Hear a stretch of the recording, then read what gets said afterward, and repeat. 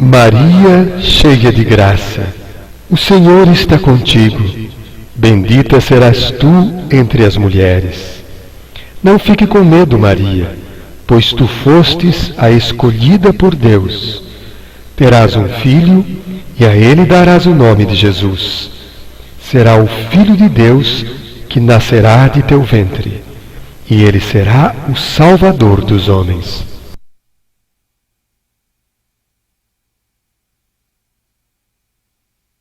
Maria, muito humilde, apesar de não compreender aquela situação, porque nem tinha ainda casado com José, logo confiou naquela voz que vinha do céu e, cheia de fé, abrindo seu coração, respondeu ao anjo: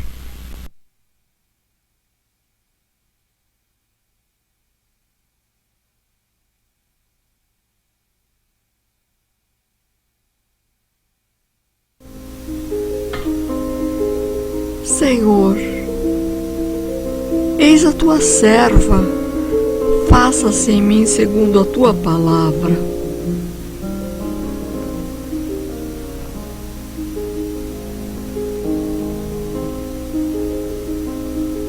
E o anjo continuou: Tu sabes, Maria, tua prima Isabel terá um bebê também, e este vai se chamar João Batista. Maria sabia que Isabel era bem velhinha e que não podia ter mais bebê, mas o anjo completou: Para Deus nada é impossível. A alegria de Maria foi tão grande que ela queria compartilhar o seu contentamento com Isabel. Imediatamente foi ao seu encontro na cidade de Judá, uma cidade longe. Naquela época, eles não tinham carro nem ônibus. E Maria andou muito, subiu montanhas, esqueceu que ela própria estava grávida, mas sabia que Isabel precisava muito de sua ajuda.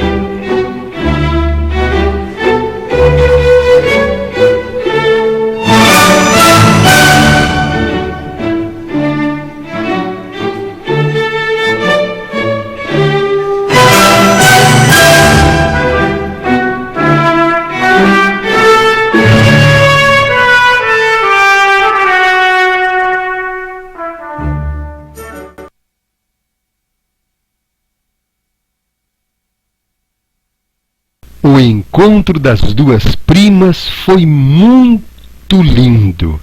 Isabel ficou radiante de alegria ao ver Maria, e diante dela o corpo do seu bebê João Batista tremulou em seu ventre. Ó Maria, bendita és tu entre as mulheres. Maria ficou ajudando Isabel durante 3 meses, até o nascimento de São João Batista. Depois, ela voltou para sua casa em Nazaré.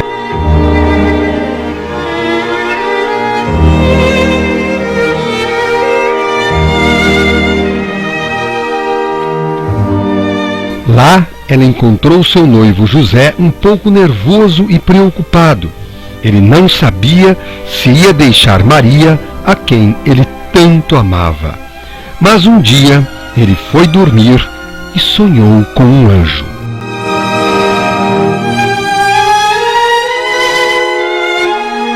José, não tenhas medo em receber Maria por tua mulher, porque o filho que ela está gerando é um menino enviado por Deus e se chamará Jesus, aquele que vai trazer a salvação para todos os homens.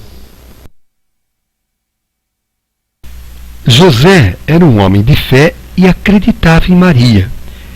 Ela era imaculada, sem pecado, e casou-se com ela. Logo depois, na época do censo, todas as pessoas tinham que ir ao lugar de sua origem. Maria, grávida, acompanhou José para se apresentar na cidade de Belém.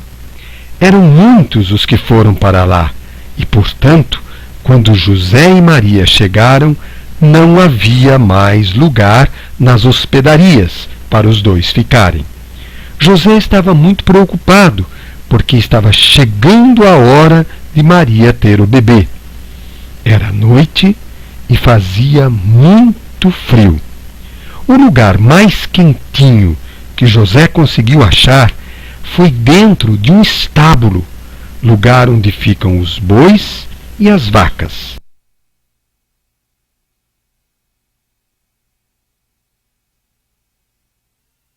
Casa do Pão, Belém. Nasceu o Salvador Jesus, massa crescida dentro de Maria, sem fermento de homem, menino com perfume de pão de festa, levado ao templo, oferecido ao Pai.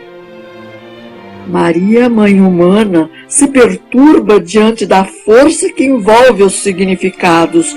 Pão, oferta, como uma nuvem que passa e cobre a estrela de Belém. Mas o bafo dos animais sobe firme para o alto, aquece a manjedoura e a força celestial envolve a Virgem, Maria Divina, aquela que, como diz o nosso Papa, com os pobres paninhos e uma montanha de ternura, soube transformar um curral de animais na casa de Jesus. Aos pastores que guardavam seus rebanhos, o anjo de Deus anuncia o nascimento do Salvador. Encontrareis um recém-nascido envolto em faixas e deitado em uma manjedoura. Mas os pastores, envolvidos pela grande luz da glória do Senhor, ficaram tomados de grande temor. E o anjo os tranquiliza. Não temais, eis que vos trago boa nova de grande alegria.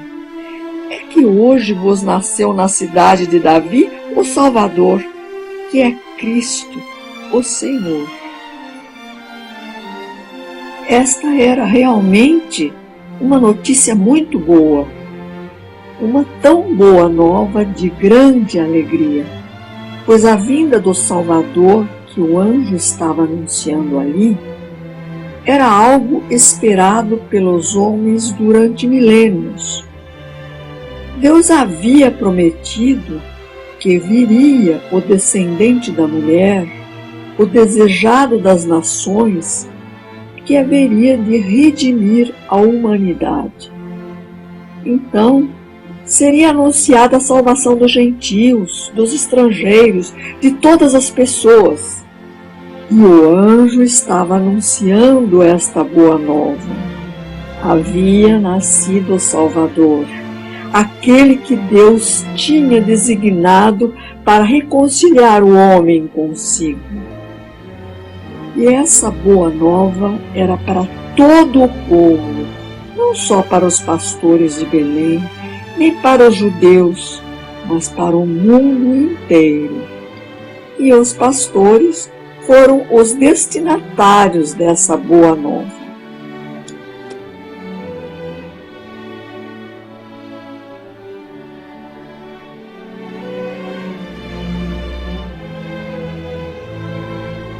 Mas precisamos lembrar que Na época do nascimento de Jesus, os pastores eram considerados pessoas que não mereciam confiança. Eram vistos como ladrões. Eram empregados e não guardavam o sábado, pois tinham de acompanhar dia e noite os rebanhos. Marginalizados e depreciados, oprimidos e explorados pelos ricos, são os escolhidos de Deus para saber primeiro que o Messias havia nascido.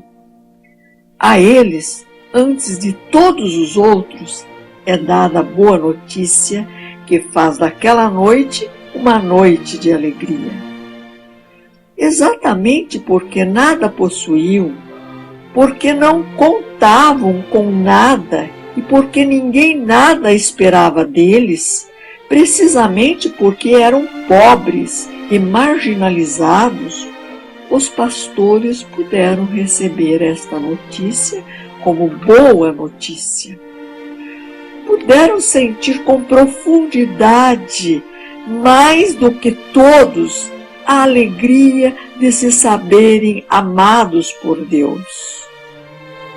Eles escutaram os anjos cantando: glória a Deus nas alturas e paz na terra aos homens por Ele amados. E partiram rumo a Belém. Vamos já a Belém e vejamos o que aconteceu, o que o Senhor nos deu a conhecer. Foram e adoraram o menino deitado na manjedoura. E voltaram, glorificando e louvando a Deus por tudo que tinham visto e ouvido, conforme lhes fora dito.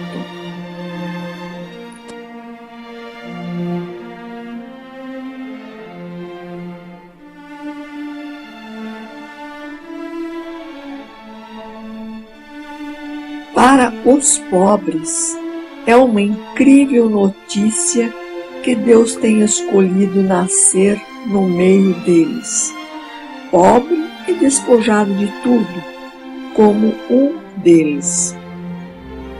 Mas o menino deitado em um coxo no interior da gruta é o Cristo Senhor. E alegria maior não poderia haver.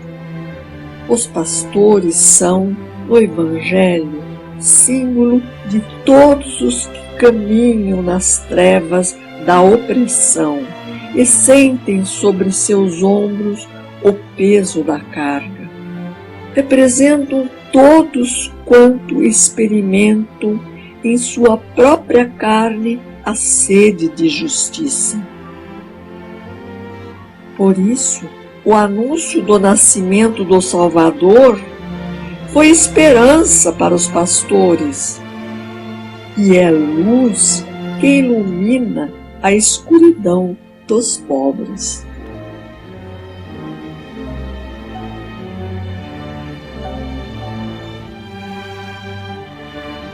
Maria, adorando Jesus, escutava tudo em silêncio, uma escuta feita de atenção, de acolhimento e de disponibilidade a Deus.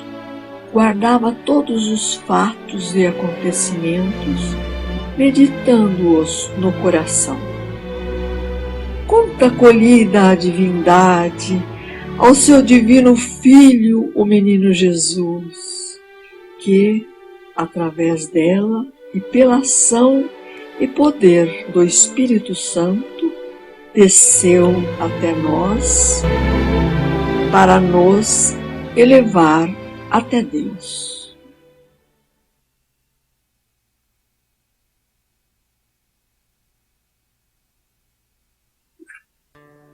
Foi na Anunciação que o anjo, falando com Maria, lhe diz: o poder do Altíssimo a cobrirá com sua sombra.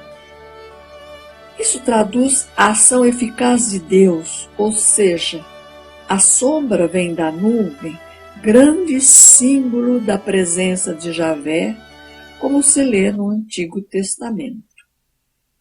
Essa imagem bíblica da nuvem, transferida para Maria, adquire uma beleza única, A glória de Javé a habita pela encarnação do Filho e ela se transforma em guia para todos os que querem seguir os caminhos de Deus.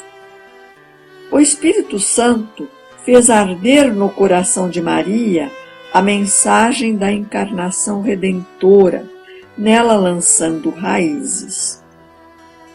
O Paráclito, descendo sobre a Virgem, fez dela sua morada, seu templo, e por ela continua nos comunicando seus dons e suas graças.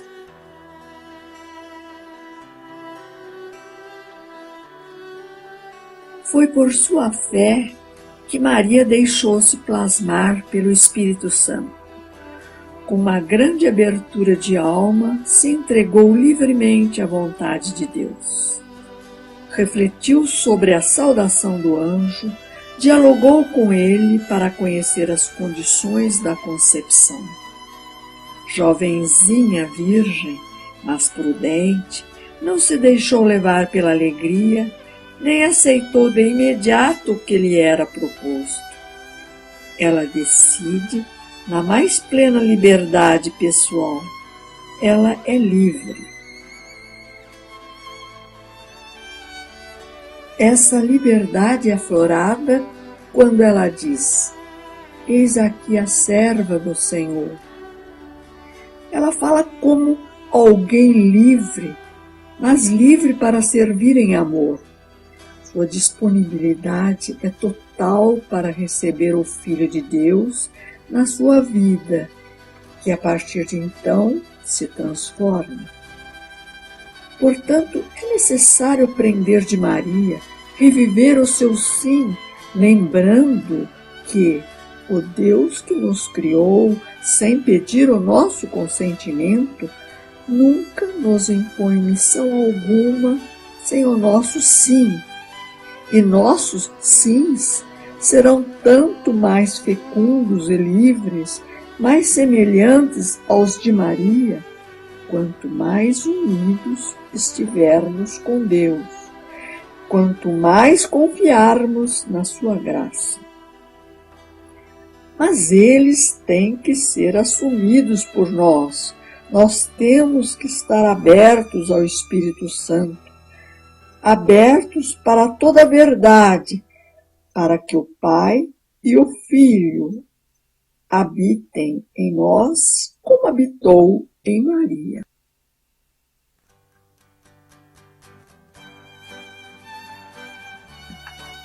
Quando Maria responde ao anjo: eis a escrava do Senhor, faça-se em mim segundo a tua palavra. A palavra faça-se não é apenas uma aceitação, mas também uma abertura confiante ao futuro.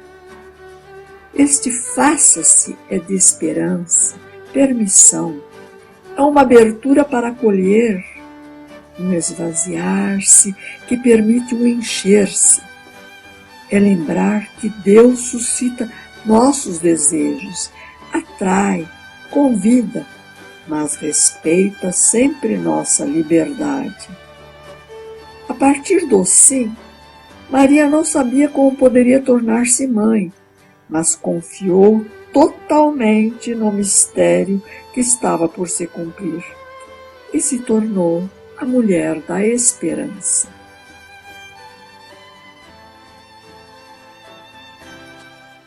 Maria, então, é a mãe que sempre nos dá esperança, que nos ajuda a reencontrar o nosso sim, com confiança e sem temor, aquela que nos auxilia a dizer sim ao futuro. Com a proteção da Virgem, o nosso sim também será assumido em plena liberdade, numa abertura total e entrega definitiva, na dor e na alegria, na morte e na vida, na espera e na acolhida.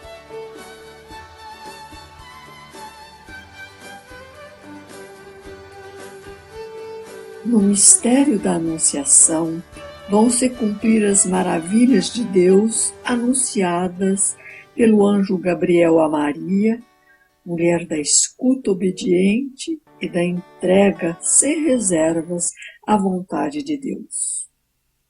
Então, a história da nossa salvação teve início no sim de Maria. Dizendo sim à fé, Maria deu carne humana a Jesus. Ela primeiro concebeu Jesus na fé e depois na carne, quando disse sim ao anúncio que Deus lhe dirigiu através do anjo. E aquilo que aconteceu de forma única na Virgem Mãe sucede em nível espiritual também em nós, quando acolhemos e pomos em prática com um coração bom e sincero a palavra de Deus. É como se Deus tomasse carne em nós, vindo habitar em nós. Ele faz morada naqueles que o amam e observam sua palavra. Portanto, a encarnação não é um fato do passado. Ainda nos toca pessoalmente. Crer em Jesus e querer que Ele habite no meio de nós significa oferecer-lhe a nossa carne com a humildade e coragem de Maria. Significa oferecer-lhe as nossas mãos para acariciar os pequeninos e os pobres, oferecer-lhe os nossos pés para ir de encontro aos irmãos.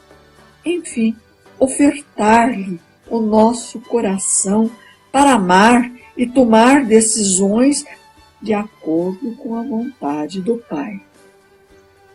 Mas tudo isso acontece graças à ação do Espírito Santo, que nos faz instrumentos de Deus, nos ilumina o caminho, caminho de fé, caminho que levou Maria, grávida, a transformar montanhas para servir sua prima Isabel.